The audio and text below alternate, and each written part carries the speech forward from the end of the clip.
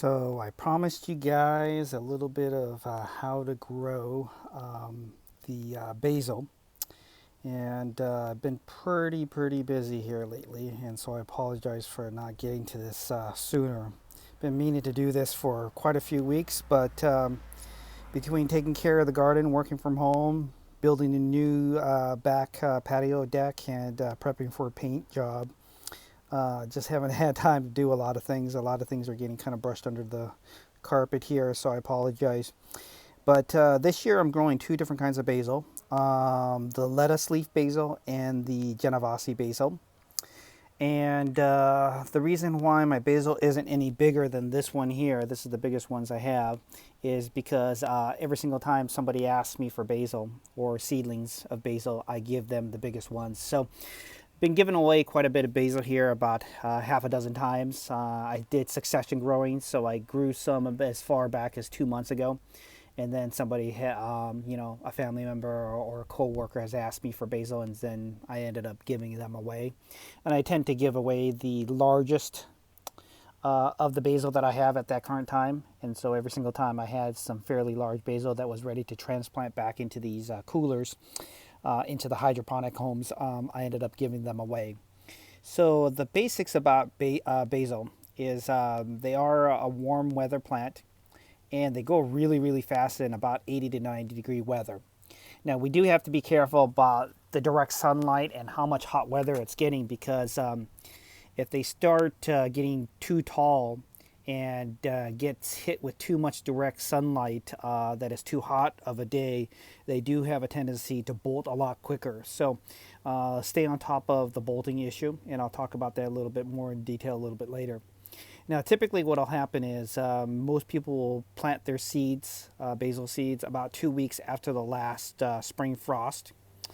And usually in a raised bed or garden bed, they're going to go ahead and they're going to plant their seeds about 12 to 18 inches apart. Now, in terms of the soil itself, yes, basil does like slightly acidic soil, but if your soil is neutral, right at 7, which is the neutral level of the pH meter, if it's at 7, that's perfectly fine. If it gets a little bit above 7, that's all right too. But if you have a chance to keep it slightly acidic all the way down to 6, that's even better. But I wouldn't worry about it too much. If your soil is slightly acidic to begin with, then great. If your soil is like where we're at here in the Pacific Northwest, where it's mostly neutral, it'll be fine. You can always add a little bit of peat moss to it and to get it a little more acidic, but it's not absolutely necessary. And then as the basil grows to about 4 to 6 inches tall, that's when you want to go ahead and start pinching them off, which I've already done here. I want the basil to be bushy, not tall, because once it gets tall, it's going to send out little flower buds, and that's not what I want to have happen. I want it to be very stocky and short and very bushy. So once they start getting to be about 6 inches tall, I know they say 4 to 6 inches, but I wait until mine's about 6 inches tall. Then I start going ahead and I pinch the tops off of them and let them sprout from the sides. And by doing that, it gets more bushy than tall. And then anytime I see any sort of flower buds on there, I don't wait for them to bloom. I start pinching them off even before they open. Because once they start flowering and you forget about it, if you go 2, 3, 4 days and you come out here and there's a whole bunch of flower buds, it's hard to kind of reverse that situation. So make sure you pinch off any flowers that show up right away. And the reason why I put my basil here in the corner here, notice how it's in the shade. I like the morning sun, and I like the early midday sun. But by the time we get into after the midday, after lunch, it's in the shade, because I want this to get indirect light in the afternoon and not have the sun beat down on it all afternoon long. Because the hotter it gets and the more direct sunlight gets in the afternoon when the sun is the hottest, the more likely my basil is going to go ahead and bolt and turn to flower and seed, which I do not want, because I want to eat the leaves, for dinner. And now, what I also do is, if it was in my garden bed, most of you are going to do a raised bed or garden bed, it's a good idea to go ahead and hit your basil with a little bit of water soluble fertilizer. And I use that Miracle Grow pellets where you just mix in 1 to 2 tablespoons, and it kind of looks pink. The water looks slightly pink, and you just water that. And that's kind of the one I used when I did grow my basil in the backyard. Now, you can go ahead and harvest the leaves anytime. They always tell you don't harvest more than a third of the plant. I'm a little bit on the safer side. I typically don't harvest more than 25% of the plant itself. So no matter how thick and bushy these leaves are, I make it a point that I'm going to go ahead and snip from the top down. And I'm also going to make sure that I'm not going to take more than 25% of the plant. Now, basil does need about 6 to 8 hours of sunshine, which is, I'm getting that pretty easily in the morning here in the summers. And so what I'll do is, because it's right here in the perfect corner, I get the morning sun from like 5:30 a.m. on. It gets all the sun from 12 o'clock. And then by the time we hit after lunch, it goes ahead and it gets the afternoon, kind of the afternoon shade. And so the hottest part of the day, the sun isn't beating down on it.